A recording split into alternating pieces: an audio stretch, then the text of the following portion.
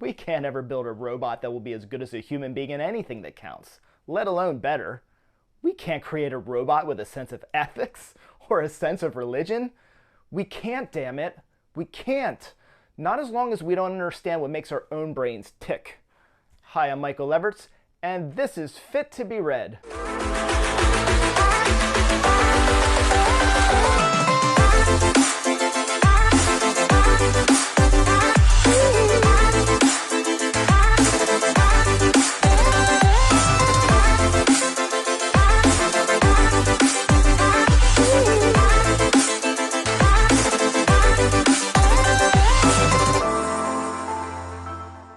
The Caves of Steel is the first true novel published in Isaac Asimov's acclaimed robot series. The robot series is recognized as one of the most foundational and influential science fiction series of all time. As with each review on this channel, the episode will begin with a spoiler-free review and plot summary. Following that summary, you can be sure I'll announce a 5 likes and a 5 dislikes segment that will include spoilers. I also ask that you really quickly touch the subscribe button, click the notification bell, and give the video a thumbs up. The Caves of Steel was published following Asimov's first published robot novel, I, Robot. Whereas I, Robot merges several Asimov short stories into a common narrative or book, Caves is the first written as an intentional novel and the beginning of a series. One does not need to read I, Robot to begin The Caves of Steel, though I do suggest reading I, Robot, if even as a prologue, to begin immersing yourself in the world of Asimov's robots. The setting is Earth, millennia into the future.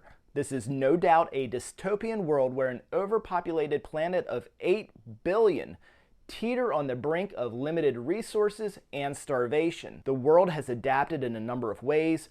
People are divided into castes based on position or rank in society. A higher classification means you get better sanitation facilities, food, privacy, liberties. The greatest impact is the participation of robots in this far future economy. Not only are robots and AI responsible for making things run and guaranteeing near perfect efficiency, their impact is felt in the social fiber of not just the world, but in the immediate universe. Millennia in the future, humans have achieved hyperspace travel and have colonized other worlds. The descendants of the colonization are referred to as spacers.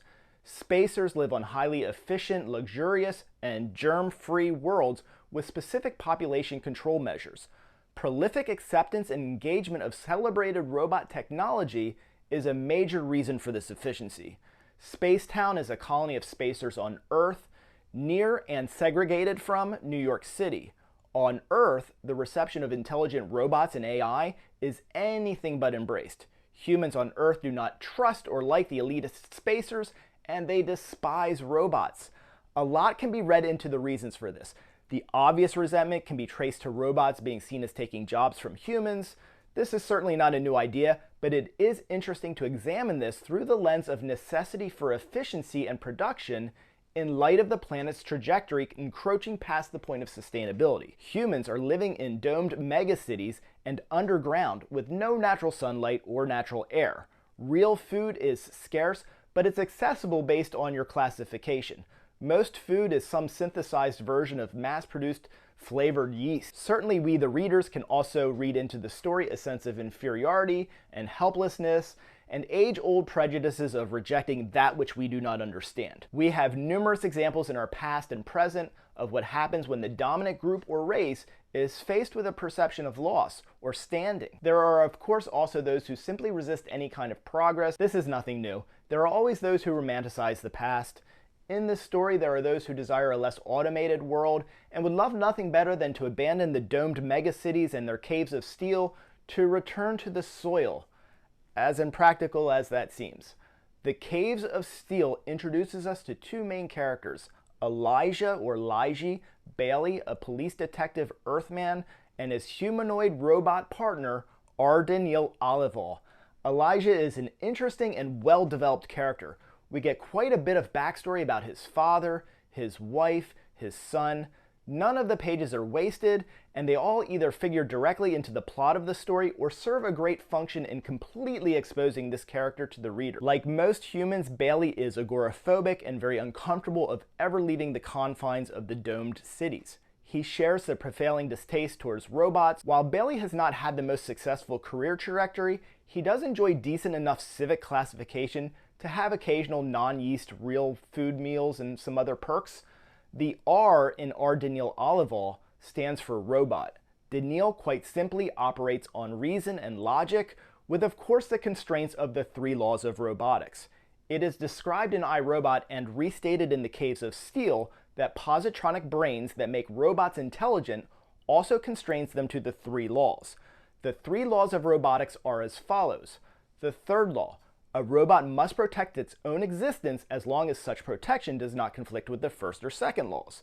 The 2nd law: a robot must obey the orders given it by human beings except where such orders would conflict with the 1st law. And the 1st law: a robot may not injure a human being or, through inaction, allow a human being to come to harm. A human being has come to harm. Because this is shared in the back cover summary and it's the premise of the story, I don't consider this a spoiler. A spacer scientist, Dr. Sarton, has been murdered in Spacetown. The Spacers send Daniil from Spacetown, encouraging a quick and serious investigation. Much to Bailey's chagrin, his buddy, the police commissioner, assigns him to partner with R. Daniil. They are tasked with solving this murder, and the stakes are set very high. Earthmen, of course, distrust robots and have no love lost for Spacetown.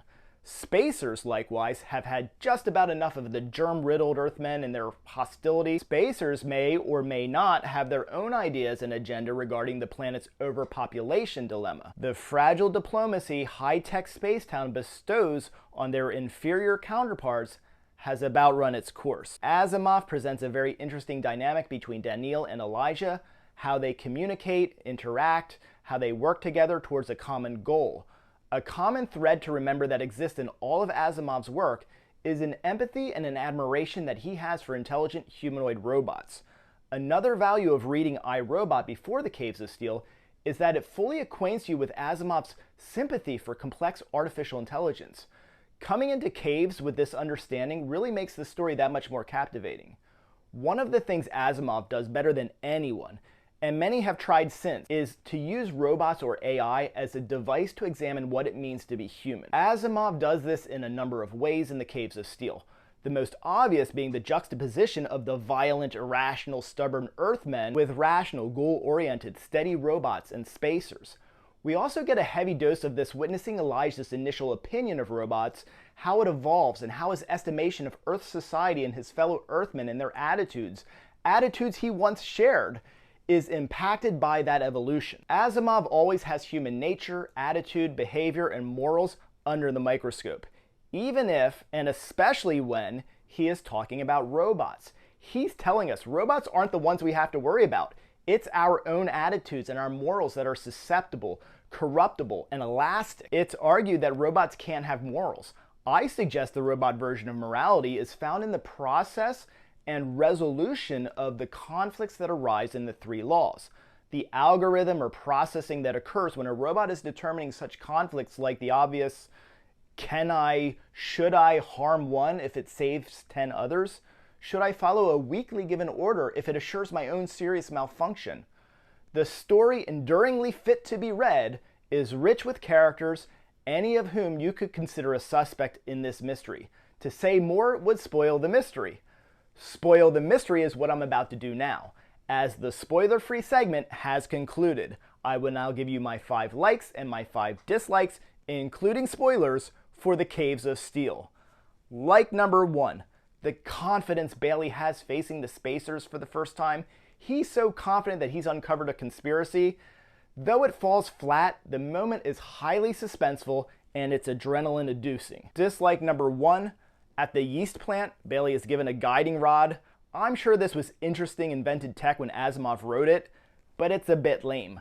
The directions being a physical game of hot or cold to find a location, it's just not up to Asimov's usual standard.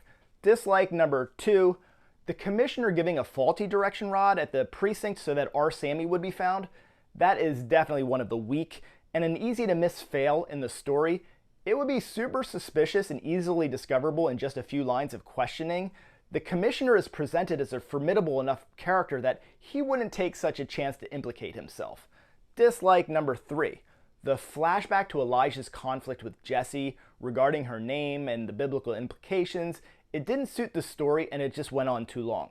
It figures into the story later, but it doesn't ever rise to becoming compelling. It's not hard to read into it a near-feminist interpretation by Asimov, but it loses a bit of its punch as Jesse ends up being a fairly one-dimensional character in this book. Dislike number 4. A few characters are in the story mostly for the purpose of misdirection to aid the story. The kid, replaced by R. Sammy, for example, was never really believable as a potential suspect. Asimov seemed to recognize this too, and he just sort of wrote him in and out of the case really quickly. There is still value to the character as it does add slightly more to the theme of economic unrest affecting perceptions of robots. Like number 2, I mentioned that not a page was wasted. Asimov is a great storyteller, and every time he puts pen to paper, it has a purpose. While the kid was never a good suspect, Asimov was able to paint doubt on every character in the book. He even makes us question the protagonists, and even ourselves, like if we're missing something. No character is wasted. Like number 3, character development. We learn who Elijah is so well in so few pages. What happened to his dad, how he considers his wife and his son, his growth and how he establishes rapport with Daniil, how the commissioner thinks to play him. Elijah Bailey is a fully realized character, and in the Robot series, frankly, we're just getting started.